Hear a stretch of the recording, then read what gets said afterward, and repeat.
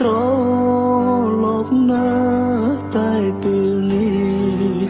អូនមានអ្នកថ្មីថ្នាំងថ្នមមូលហេតុយើងបែកគ្នាព្រោះរឿងយល់ច្រឡំគឺរូបបងធ្វើឲ្យអូនរបូតពីដៃបានត្រឹមលួចមើលមុំលួចសំឡឹងថ្នៃថ្លៃគ្មានសិទ្ធស្ដីគ្មានសិទ្ធហៅនិមលមនុស្សធ្លាប់ស្រ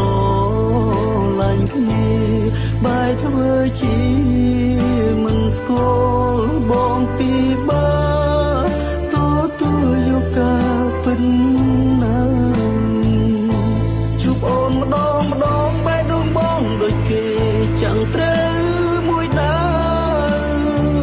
ឈឺណាស់ត្រាំត្រើយបងចង់តែបរិយាយឲ្យអូនបានដឹង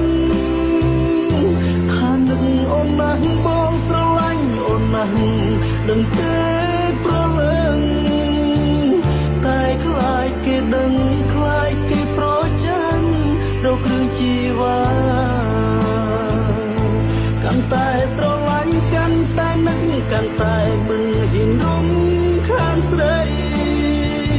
បងពិតជាខ្សែបើសំដឹងថាថ្លៃអូនលំបាកព្រោះបង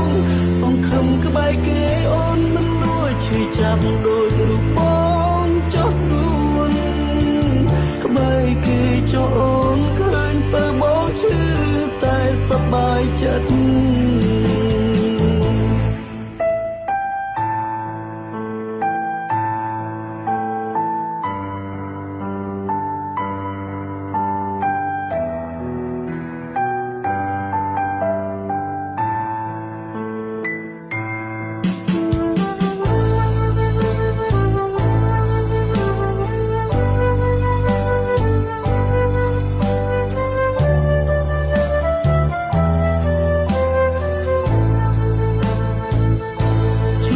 ម្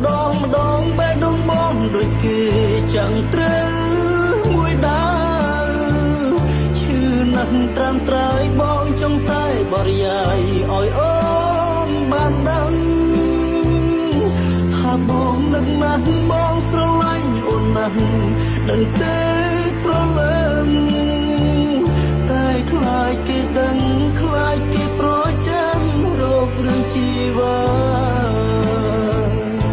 កាន់តែស្រឡាញ់កាន់តែនឹកកាន់តែមិនហ៊ានរំខានស្រីបងពិតជាខ្សែបើសំដឹងថាថ្លៃអូនលំបាកព្រោះប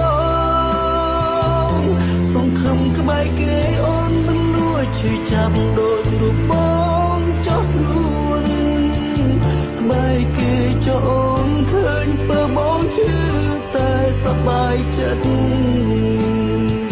ក្បែរគេចោះអូនឃើញបើបងឈឺ